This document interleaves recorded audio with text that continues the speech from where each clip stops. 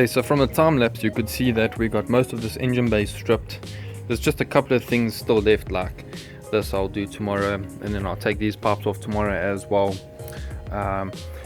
Like this wiring loom over here and this one in the corner here, I'm actually going to leave these in, and I'm leaving this just like this, just because I don't want to take it out and change its form, because then when you try and get it back in, it's never quite the same. But like that's staying, that in the corner there is staying, so some things are going to be staying, as well as these ABS.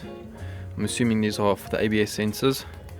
They're on both sides actually, so it has to be, but things like that are staying. And then what I end up doing is, I'm sure you guys have seen where you wrap this in tin foil so that no overspray gets on it. But yeah, most of this is ready to go, except we still got to prep this whole area for paint, clean it up nicely and get it ready for paint. And then tomorrow I'll also be doing a color reveal for this engine bay. Forgot to mention that I have tightened up all these bolts on both sides for the control arms, and so that means that the wheels are now ready to go back on.